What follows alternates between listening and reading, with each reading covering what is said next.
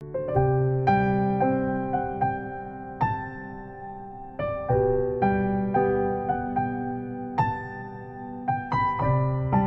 우리에게 주시는 하나님의 말씀은 사도행전 9장 32절에서 43절까지의 말씀입니다.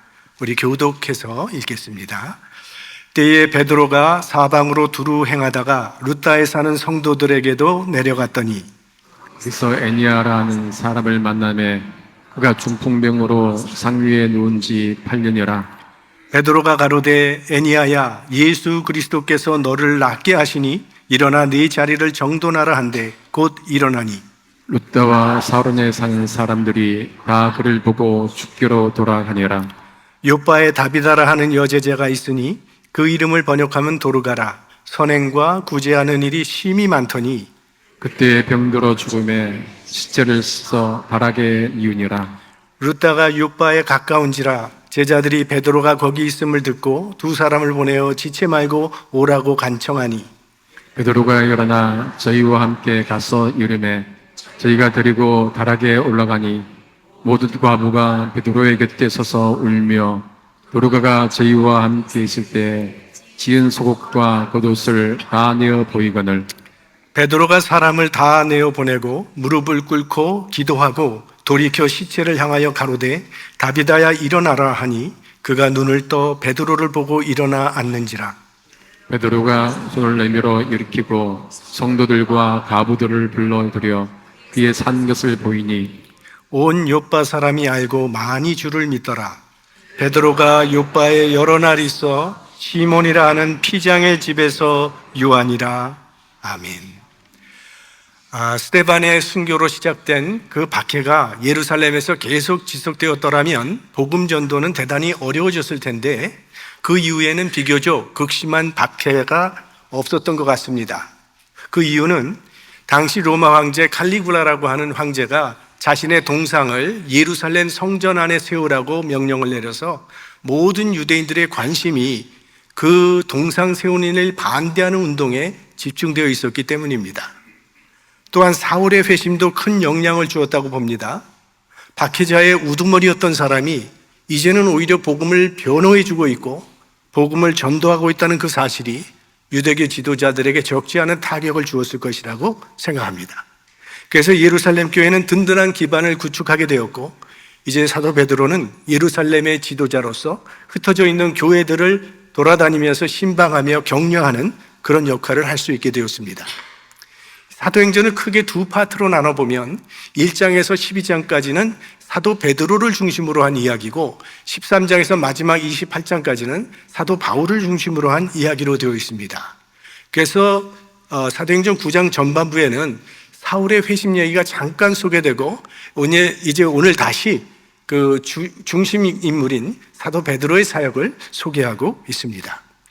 오늘 말씀은 베드로의 기적을 통해서 많은 사람들이 주님께로 돌아오는 이야기를 기록하고 있습니다. 룻다에 살고 있는 애니아 그리고 요빠에 사는 다비다에게 일어난 기적의 사건을 이야기하고 있는데 먼저 이 룻다와 요빠가 어디 있는지 지도를 한번 보면 이해가 될 것입니다. 예루살렘에서 이제 사도 베드로는 예루살렘에 있으니까 예루살렘에서 출발해서 저 요빠로 가는 중간에 룻다가 있습니다. 예루살렘에서 룻다까지의 거리는 26마일 정도가 되고 룻다에서 요빠까지는 10마일이 되는 그런 거리입니다. 요빠는 우리가 조금 친숙한 것은 요나 선지자가 다시스로 가려는 배를 타려고 찾아갔던 항구 도시가 요빠였고 오늘날 텔아비브가 됩니다. 베드로가 먼저 룻다라는 마을에 들어왔습니다. 32절 말씀 함께 보겠습니다. 때에 베드로가 사방으로 두루 행하다가 룻다에 사는 성도들에게도 내려갔더니 사도행전에 새로운 단어 하나가 오늘 소개되고 있는데 성도라고 하는 단어입니다. 오늘 32절과 41절에도 나오는데 우리는 오늘날 이게 그리스도인을 가리킨다는 것을 잘 알고 있습니다. 영어로는 saints라고 되어 있고 헬라어 성경에는 하기오스인데 거룩한 백성, 거룩한 사람. 성경의 거룩이라고 하는 것은 구별되었다고 하는 의미를 갖고 있다는 것을 우리가 알고 있죠. 세상으로부터 구별된 사람, 하나님 편으로 구별된 사람을 우리는 성도라고 부릅니다. 지금 우리가 예배드리고 있는 이 장소를 흔히 우리가 성전이라고 부르는데, 이 교회를 만드는 그 재료가 특별해서 그런 것이 아니죠. 우리가 사용하고 있는 나무도 유리도 시멘트도 철도, 이 모두 일반 건물에서 사용하는 재료와 똑같습니다. 그런데도 이 건물을 우리가 성전이라고 부르는 것은 하나님께 예배드리기 위해서 구별한 장소이기 때문에 성전이라고 부르는 것이고, 하나님께 드려진 장소이기 때문에 성전이라고 부르는 것입니다. 자, 우리가 알고 있는 대로 구약시대는 하나님께 제사를 드리기 위해서 제물을 가져왔습니다. 동물을 제물로 가지고 오는데, 여러 종류의 양도 있고 소도 있고 뭐 있겠지만, 그 중에서 제물이 된 양은 거룩한 양입니다. 왜냐하면 하나님께 드려지기로 구별됐기 때문에 그 제물은 거룩해지는 것입니다.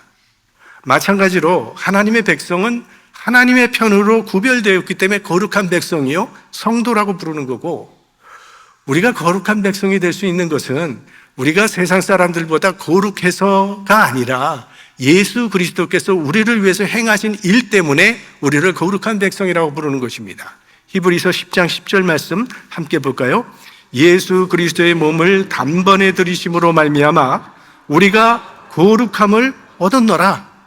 예수 그리스도께서 십자가에서 우리의 죄값을 대신 치러줬기 때문에 우리는 하나님 앞에서 의로운 존재로, 거룩한 존재로 여겨지고 있다는 거예요. 왕의 가문에서 태어난 사람을 우리는 왕자라고 부릅니다. 이 왕자라고 하는 신분은 그 사람의 지식이나 그 사람의 행실에 관계가 없습니다. 왕의 가문에서 태어났기 때문에 왕자가 되는 것처럼 성도도 마찬가지라는 거예요. 하나님의 자녀가 되었기 때문에 우리는 성도예요. 신분이 달라진 것입니다. 물론 신분이 변한 것으로 모든 게 다 끝나는 것은 아니죠. 이 신분이라고 하는 것은 도덕적인 행실을, 도덕적인 책임을 수반하는 것입니다. 그러니까 왕자의 신분을 받은 사람은 그 신분에 걸맞는 사람이 되어야 되는 것처럼, 하나님의 자녀, 성도의 신분을 받은 사람들은 이 신분에 합당한 삶을 살아야 하는 것이죠.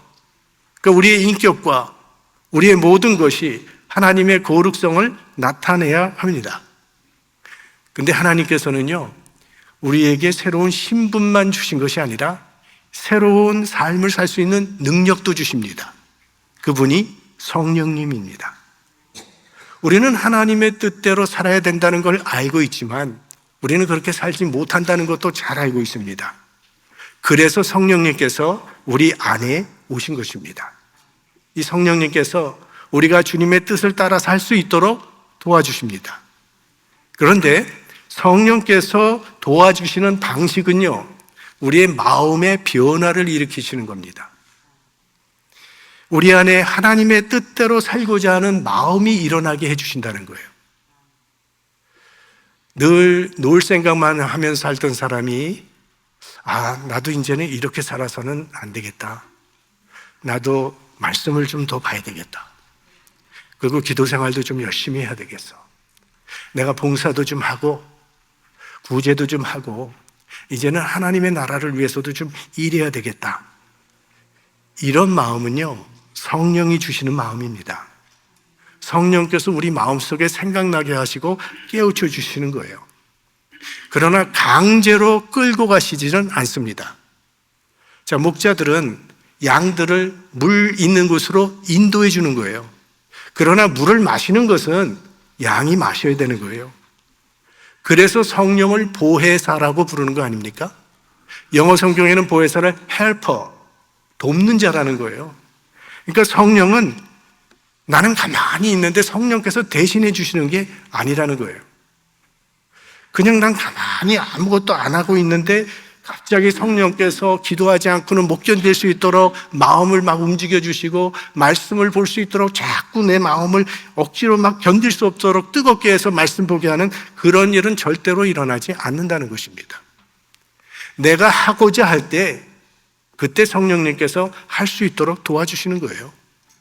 내가 기도하고자 할 때 기도할 수 있도록 도와주시는 분이 성령님이시고, 내가 말씀을 보고자 할 때 말씀을 이해할 수 있도록 깨닫게 해주시는 분이 성령님이라는 거죠. 여러분, 우리 안에 성령님이 계시다는 것을 믿으셔야 합니다. 우리 안에 계신 이 성령님의 인도를 따를 때 우리는 거룩한 삶을 살아갈 수 있는 거예요. 그게 성화죠. 여러분 모두 이 성령님의 인도에 순종하는 성도님들이 되시기를 바랍니다. 자, 룻다에도 이미 성도들이 있었습니다. 아마도 예루살렘에서 핍박이 심할 때 이곳으로 도망을 와서 거기에서도 교회를 세우고 신앙생활을 하고 있던 신자들이 많이 있었던 것 같습니다. 베드로는 룻다에서 애니야라고 하는 중풍병자를 고쳐줍니다. 34절 말씀, 베드로가 가로되 애니야야, 예수 그리스도께서 너를 낫게 하시니 일어나 네 자리를 정돈하라 한데 곧 일어나니. 여기 분명히 베드로가 밝히는 게 있죠. 자신이 아니라 예수 그리스도께서 병을 고쳐주신다는 사실을 분명히 선포합니다. 초대교회의 특징 중 하나가 기적이 많이 나타난 것입니다. 이 기적이라고 하는 것은 복음 전도에 놀라운 효과를 가져오죠. 내가 복음을 전도하고 있는데 거기에 무슨 병자가 치유받는다든지 놀라운 기적이 일어난다면 그건 굉장한 효과가 있는 것입니다. 그러니까 이 기적이라고 하는 것은 하나님의 말씀이 진실하다는 것, 하나님의 말씀에는 능력이 있다는 것을 증거하는 것이고 하나님의 역사가 지금 이 자리에서 일어나고 있다는 것을 확증시켜 주는 것이 기적입니다. 그러니까 기적은 하나님을 나타내 주는 사건이에요. 그래서 사도 베드로가 우리 예전에 보았지만 성전 미문 앞에 앉아있던 태어나면서부터 걷지 못하던 사람을 일으키는 기적을 일으켰을 때 사람들에게 이렇게 설교를 했죠. 이스라엘 사람들아, 이 일을 왜 기이 여기느냐? 우리 개인의 권능과 경건으로 이 사람을 걷게 한 것처럼 왜 우리를 주목하느냐? 이게 무슨 말입니까? 이건 하나님께서 하신 일이라는 그런 말이죠. 자신은 기적의 통로일 뿐이고 이 일을 하신 분은 하나님이라고 하는 고백입니다. 그러므로 하나님을 주목하시고 하나님께 영광을 돌려야지 왜 여러분 저를 주목하십니까? 라는 그런 말이죠. 병을 고치는 목적에는 두 가지가 있다고 봅니다. 하나는 형제를 고통으로부터 해방시키는 의미, 또 하나는 복음 전도에 도움이 되게 하는 의미. 베드로는 룻다와 욥바의 기적을 통해서 이 두 가지 목적을 다 달성했습니다. 그 기적의 결과가 오늘 35절 말씀 같이 보겠습니다. 룻다와 사론에 사는 사람들이 다 그를 보고 주께로 돌아가니라. 그 다음에 맨 마지막 42절이요. 온 욥바 사람이 알고 많이 주를 믿더라. 그러니까 룻다에서는 그 기적을 보고 주께로 돌아가니라 했고 욥바에서도 그 기적을 보고 주를 믿더라. 그러니까 베드로가 기적의 통로가 됨으로써 수많은 사람들이 주께로 돌아오는 역사가 일어났다는 거예요. 이게 참된 기적이고 기적의 참된 열매입니다. 자, 그러면 오늘 우리가 이 기적에 대한 우리의 좀 견해를 정리해 볼 필요가 있죠. 기적을 부인하지 말아야 합니다. 하나님이 계시다면 기적은 당연한 일입니다. 그 다음에 믿음을 이 기적에 의지하지는 말아야 합니다. 기적이 일어나면 믿고 안 일어나면 안 믿는 이렇게 표적을 구하는 믿음을 우리 주님께서는 꾸짖으셨습니다. 그러니까 믿음을 기적에 의존해서는 안 된다는 그런 말씀이죠. 그 다음에 기적은 하나님을 나타내는 사건입니다. 오직 하나님께만 영광을 돌려야 합니다. 그리고 마지막으로 분명치 않은 것에 대해서는 말하지 말라는 거예요. 낫지도 않았는데 괜히 난 것처럼 착각하는 경우가 있잖아요. 가끔 요즘엔 모르겠어요. TV에서 이 치유 이 집회를 많이 하는데 많은 사람들이 낫지 않은데 나은 것처럼 그렇게 착각하는 경우가 너무나 많다는 거예요. 그래서 가톨릭에서는 의사의 진단이 있어야만 그걸 기적으로 인정해 줍니다. 그런데 이 사도행전을 기록한 사람 누가의 직업이 뭡니까? 의사입니다. 의사들은 기적으로 병이 낫는 거에 대해서 잘 받아들이려고 하지 않습니다. 이건 과학적으로 확증된 사건들만 받아들이려고 하죠. 근데 의사인 누가는 오히려 기적의 치유의 사건을 더 많이 기록했다는 것이 이 사도행전의 특징입니다. 자, 욥바에서는 더 큰 기적이 일어납니다. 죽었던 사람이 다시 살아납니다. 자, 욥바는 루따에서 그렇게 멀지 않은 10마일 정도라 그랬기 때문에 몇 시간 안에 갈 수 있는 거리인데, 그 루따에 베드로 사도가 있다는 소식을 듣고 욥바에서 사람이 찾아와서 욥바로 와서 다비다의 집을 좀 신방해 달라고 요청을 합니다. 특이한 것은 다비다가 이미 죽었다는 사실입니다. 죽었는데 보통 유대인들은 죽으면 바로 그날로 장례를 치릅니다. 근데 그 장례식을 보류하고 지금 베드로를 요청한 겁니다. 청한 겁니다. 그러니까 죽음조차도 이 초대교인들의 믿음을 가로막지 못했다는 거예요. 굉장한 믿음이죠.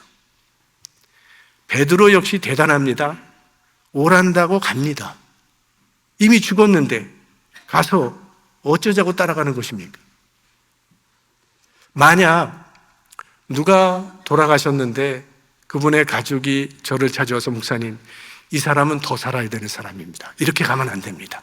빨리 와서 좀 어떻게 좀 해주세요. 제가 따라갈까요? 아마 따라가지 않을 것 같아요. 많이 힘드신 거 알겠는데 마음 잘 추스리시고 우리 장례 준비 잘 하도록 하지요 라고 설득할 것 같습니다. 죽었는데 와달라고 부르는 사람들도 굉장한 믿음이지만 따라가는 베드로 또한 굉장한 믿음의 사람입니다. 그런데 이렇게 믿음의 사람과 믿음의 사람이 만나면 놀라운 하나님의 역사가 이루어지게 됩니다. 그게 성경의 이야기입니다. 자, 오늘 다비다라고 하는 여인에 대한 설명이 39절에 나와 있습니다. 함께 보겠습니다. 베드로가 일어나 저희와 함께 가서 이르매 저희가 데리고 다락에 올라가니 모든 과부가 베드로의 곁에 서서 울며 도르가가 저희와 함께 있을 때에 지은 속옷과 겉옷을 다 내어 보이거늘. 그러니까 다비다라고 하는 이 여성도는 신앙생활을 굉장히 잘하는 여인이었습니다. 평소에 과부들을 위해서 많은 수고를 했는데 이 과부들을 구제하고 봉사하는 것은 굉장히 큰 선행에 속하게 됩니다. 왜냐하면 그들은 갚을 것이 없는 사람들이기 때문입니다. 이 다비다는 평소에 과부들을 위해서 특별히 옷을 많이 만들어서 입혔는데 그 사랑을 입은 과부들이 베드로 앞에 자기들을 위해서 만들어준, 다비다가 만들어준 그 옷을 내다 보이면서 이 여인이 죽었다고 너무나 애통해하며 슬프게 울었던 것이죠. 다비다가 죽었다는 것을 너무나 안타까워하는 것입니다. 아쉬워하고 있는 것입니다. 세상을 떠났을 때 이렇게 주변 사람들이 슬퍼하는 인생이 훌륭한 인생일 것입니다. 독재자나 폭군이 죽으면 누가 슬퍼하겠습니까? 박수를 치고 기뻐하는 것이죠. 여러분, 우리가 세상을 떠나면 사람들은 우리에 대해서 무슨 말을 할까요? 참 이분은 내게 너무나 고마운 은인입니다. 저에게 공부할 수 있도록 장학금을 주셔서 제가 학교도 갈 수 있었고, 내가 어려울 때 이분이 이렇게 나를 도와주셨고 또 격려해 주셨고 위로해 주셨습니다. 너무나도 나에게는 감사한 분입니다 라는 말을 많은 사람이 한다면 그건 훌륭한 삶을 산 사람에 틀림없습니다. 사람은 태어날 때와 죽을 때가 정반대가 돼야 된다는 말이 있습니다. 우리가 태어날 때 어떻게 태어납니까? 다 울면서 태어나죠. 세상에 나오는 게 두려우니까 아마 울면서 태어나는데, 우리는 울면서 태어나지만 주변 사람들은 박수를 치면서 기뻐하고 축복해 주지 않습니까? 축하해 주지 않습니까? 만약 우리가 죽을 때도 태어날 때가 똑같다면 어떻게 될까요? 마지막 순간까지 가기 싫다고 울고 있고 주변 사람은 빨리 가라고 기뻐하면서 박수를 친다면 어떤 인생을 산 것일까요? 정반대가 되어야죠. 우리가 태어날 때는 울면서 태어났지만 이 세상을 떠날 때는 하나님께서 우리를 위하여 예비해 주신 새하늘과 새 땅을 기대하면서 환한 청사의 얼굴로 떠나갈 수 있어야 할 것입니다. 승전가를 부르면서 떠나갈 수 있도록 살아야 할 것입니다. 이 다비다처럼 수많은 사람들이 안타까워하는, 슬퍼하는 그런 죽음이 되도록 우리는 살아야겠습니다. 우리 모두 이 세상 떠날 때 무사람들이 참 아쉬워하고 안타까움을 남길 수 있는 아름다운 삶을 살아갈 수 있기를 소망합니다. 자, 사람들이 다비다의 죽음을 안타까워하며 슬퍼했습니다. 너무 그녀를 그리워하며 슬피 울었다는 거예요. 다비다의 시신 앞에서 슬피 울고 있는 과부들의 모습을 보는 베드로의 마음이 뜨거워졌을 것입니다. 하나님께 기도해야겠다는 성령의 감동이 베드로의 마음 가운데 일어난 겁니다. 40절 말씀, 베드로가 사람을 다 내어보내고 무릎을 꿇고 기도하고 돌이켜 시체를 향하여 가로되 다비다야 일어나라 하니 그가 눈을 떠 베드로를 보고 일어나 앉는지라. 여기 오늘 베드로의 기도하는 모습이 나오죠. 무릎을 꿇고 기도했다는 것은 간절히 기도했다는 그런 말일 것이고, 어떻게 기도했을까요? 주님, 다비다라고 하는 이 여인이 이렇게 많은 일들을, 아름다운 일들을 했습니다. 여기 있는 과부들을 위해서 옷을 만들어주고 평소에 이들을 섬기는 헌신과 희생의 삶을 살았습니다. 그래서 이 시신 앞에서 이렇게 많은 성도들이 애타게 간구하고 있사오니 자비의 하나님, 이 여인에게 자비를 베풀어 주옵소서. 하나님께서 베드로의 기도에 응답해 주셨습니다. 응답을 받을 만한 기도였죠. 죽었던 다비다가 다시 살아나는 기적이 일어났습니다. 우리는 다른 사람들이 기도해 주고 싶은 사람이 되어야 합니다. 사람들의 마음에 감동을 줄 수 있는 그런 사람이 되어야 한다는 거죠. 여러분도 아마 기도하실 때에 떠오르는 사람이 있을 것입니다. 기도해 주고 싶은 사람. 그 사람을 위해서 도와주고 싶어서 기도할 것입니다.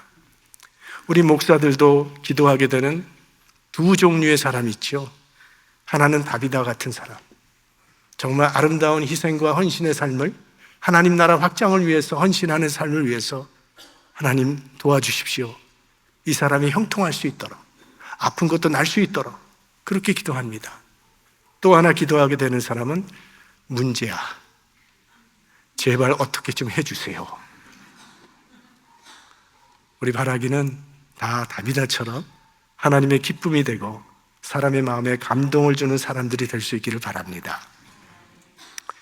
자, 오늘 본문에는 아주 흥미로운 점이 있습니다. 이 베드로가 하고 있는 일이 예수님께서 하신 일과 너무나도 닮았다는 사실입니다. 자, 누가라고 하는 저자는 성경에 두 권의 책을 썼다고 말씀드렸죠. 사도행전과 누가복음입니다. 그런데 이 누가복음에도 예수님께서 중풍병자를 고치시는 이야기가 나옵니다. 친구들이 중풍병자를 데리고 예수님 앞에 나가기를 원했지만 사람들이 너무 둘러싸여 있어서 들어갈 수가 없어서 지붕을 뚫고 예수님 앞으로 병자를 내렸습니다. 그때 예수님께서 그 병자를 향해서 하신 말씀, 내가 네게 이르노니 일어나 내 침상을 가지고 집으로 가라. 이게 예수님께서 하신 말이에요. 근데 오늘 본문에 보시면 베드로가 이 중풍병자 애니야를 향해서 말을 할 때도 예수 그리스도께서 너를 낫게 하시니 일어나 내 자리를 정돈하라 한데 곧 일어나니, 예수님께서는 직접 내가 너에게 이르노니 하셨고 베드로는 예수 그리스도께서 너를 낫게 하시니, 이 부분만 다르지 다른 부분은 거의 똑같다는 거예요. 누가복음에는 또 예수님께서 회당장 야이로의 죽은 딸을 고쳐주시는 이야기로 나옵니다. 그때 예수님께서 야이로의 집에 들어가서 하신 말씀이, 예수께서 아이의 손을 잡고 불러 가라사대 아이야 일어나라 하시니 그 영이 돌아와 아이가 곧 일어나거늘. 오늘 베드로가 다비다를 향해서 말하기를 40절에 다비다야 일어나라 하니 그가 눈을 떠 베드로를 보고 일어나 앉는지라. 베드로의 모습과 예수님의 모습이 굉장히 흡사하지 않습니까? 마치 예수님께서 여전히 세상에 계신 것처럼 그 주님의 역사가 베드로를 통해서 이어지고 있다는 사실입니다. 그러니까 누가는 복음서에서 예수님께서 행하셨던 그 일이 사도행전에 넘어와서 끊어진 것이 아니라 사도에게로 그대로 이루어지고 있다는 것을 말해주고 싶었던 것이죠. 이건 우리에게 매우 중요한 영적 교훈을 주는 것입니다. 예수님께서 하셨던 일들이 사도행전에도 이어지는 것은 동일한 역사가 오늘 우리에게도 이어지고 있다는 것을 알려주는 것입니다. 예수 그리스도께서 이 세상에 오셔서 인류의 죄를 위하여 십자가에 죽으시고 사흘 만에 부활하사 완성하신 그 구원 역사가 예수님 시대로 끊어진 것이 아니라 사도행전으로 이어지고 또 2000년이 지난 오늘까지 계속 이어져 내려고 있다는 것을 우리에게 교훈해 주는 것이죠. 예수님 시대에 있었던 일들이 지금도 그대로 이루어지는 거라는 거예요. 물론 예수님 시대에 일어났던 모든 일들이 오늘도 똑같이 일어나는 것은 아닙니다. 예를 들어서 2000년 전 유대인들은 예루살렘 성전에서 동물로 희생 제사를 드렸습니다. 오늘은 저희들은 더 이상 그런 제사를 드리지 않습니다. 왜? 예수 그리스도의 십자가가 온전한 희생이기 때문이죠. 또 예전에는 선지자들이 하나님으로부터 직접 계시를 받고 그 계시받은 말씀을 백성들에게 전했습니다.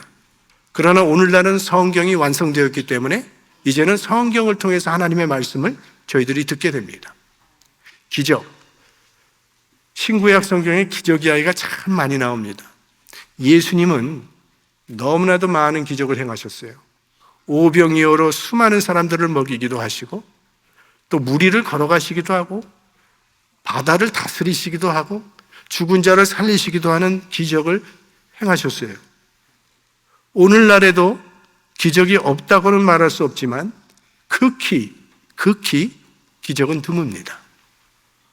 그러나 예수님 시대에 있었던 일들이 오늘도 똑같이 이어지는 것들이 있다는 거예요. 먼저는 말씀입니다. 예수님은 이 땅에 오셔서 많은 사람들에게 하나님의 나라를 가르쳐 주셨습니다. 더러는 사람들에게 비유로 말씀하시기도 하셨고 제자들에게 하나님의 나라를 말씀하시기도 하셨고 또 마음이 아주 딱딱하고 굳어져서 완악한 백성들에게는 이 바리새인 같은 사람들, 서기관 같은 사람들에게는 그들의 양심을 찌르는 그런 말씀을 선포하셨어요. 그 예수님의 말씀이 너무나 은혜로워서 마리아 같은 여인은 예수님 무릎 앞에 앉아서 떠날 줄을 몰랐던 것이고 그 당시 그렇게 유명한 공회원이고 랍비였던 니고데모 같은 사람도 예수님으로부터 그 영생의 비밀을 배우려고 찾아왔던 것입니다. 그 하나님의 말씀의 권세가 사도들에게 그대로 이어져서 베드로가 오순절날 하나님의 말씀을 외쳤더니 3,000명이나 되는 사람들이 그날 회개하고 주님께로 돌아오는 역사가 일어났습니다. 지금도 하나님의 말씀은 살았고 운동력이 있는 생명의 말씀으로 우리 가운데 역사하고 있다는 거예요. 그래서 우리들도 그 말씀으로 인해서 하나님의 자녀로 거듭나는 은혜를 받은 것입니다. 베드로전서 1장 23절 함께 보겠습니다. 너희가 거듭난 것이 썩어질 씨로 된 것이 아니요 썩지 아니할 씨로 된 것이니 하나님의 살아있고 항상 있는 말씀으로 되었느니라. 우리가 이렇게 매주일 예배를 드릴 때마다 예배 중에 가장 많은 시간을 할애하는 부분은 말씀을 나누는 시간입니다. 왜 그렇게 하는 겁니까? 디모데후서 3장 16절 17절 말씀 함께 읽겠습니다. 모든 성경은 하나님의 감동으로 된 것으로 교훈과 책망과 바르게 함과 의로 교육하기에 유익하니 이는 하나님의 사람으로 온전케 하며 모든 선한 일을 행하기에 온전케 하려 함이니라. 하나님의 말씀은 책망을 통해서 우리를 바르게도 하고 의로운 삶으로 우리를 교육하셔서 온전하고 구비한 하나님의 사람으로 만드는 능력이 있기 때문입니다. 그 다음에 오늘도 그대로 이루어지는 것은 성령의 역사입니다. 예수님께서 이 땅에 오셔서 사역을 하실 때 늘 성령님께서 예수님과 함께 하셨습니다. 그런데 예수님이 승천하신 후에는 그 성령께서 오순절날 마가의 다락방에서 기도하던 제자들 가운데 바람처럼 불처럼 강력하게 임하셨습니다. 그러니까 예수님과 함께 하셨던 그 성령께서 이젠 사도들에게 그대로 이루어져서 사도행전의 역사가 이루어진 것이죠. 사도들에게 이어진 이 성령의 역사는 2000년 동안 끊어지지 않고 이어져서 오늘도 우리와 우리의 교회를 통해서도 역사하고 계신 줄 믿습니다. 성령께서 우리가 말씀을 들을 때 깨닫게 해주시고 회개도 하게 하시고 하나님을 더욱더 사랑하게 하시고 말씀대로 살도록 감동을 주신다는 거예요. 성령의 역사를 통해서. 마지막으로 오늘도 이어지는 것 중에 매우 중요한 것은 복음입니다. 복음이 그대로 이어지고 있습니다. 2000년 전에 예수 그리스도께서 인류의 죄를 사하시기 위하여 십자가에 돌아가셨습니다. 그 예수님의 십자가가 2000년이 지난 오늘 우리들의 죄를 씻기는 능력이 되는 줄 믿습니다. 그리고 예수님은 십자가에서 죽으신 것으로 끝나는 것이 아니라 사망의 권세를 이기시고 부활하셨습니다. 이 땅에 누가 죽음의 권세를 이긴 사람이 있습니까? 인류 역사에 죽음의 권세를 이긴 사람은 한 사람도 없습니다. 오직 한 분, 예수 그리스도만이 사망의 권세를 이기시고 부활하셨습니다. 그 부활의 능력이 예수님으로 끝난 것이 아니라 오늘 우리에게 이어지고 있습니다. 요한복음 11장 25절 26절 같이 보겠습니다. 예수께서 가라사대 나는 부활이요 생명이니 나를 믿는 자는 죽어도 살겠고 무릇 살아서 나를 믿는 자는 영원히 죽지 아니하리니 이것을 네가 믿느냐? 예수 그리스도를 믿는 자는 예수님께서 부활하신 것처럼 우리도 부활하게 될 줄로 믿습니다. 부활의 생명이 그대로 이루어지고 있습니다. 이어지고 있습니다. 이거는 우리들에게서 끝나는 것이 아니라 이 복음은 우리가 사랑하는 딸과 아들과 손자와 미래의 자손 만대까지 똑같이 구원하는 능력이 되는 것입니다. 오늘 예수님의 역사가 사도 베드로를 통해서 이어진 것처럼 오늘 우리와 우리의 교회를 통해서도 주님의 역사가 끊어지지 아니하고 계속 이어지게 되기를 주님의 이름으로 축원합니다.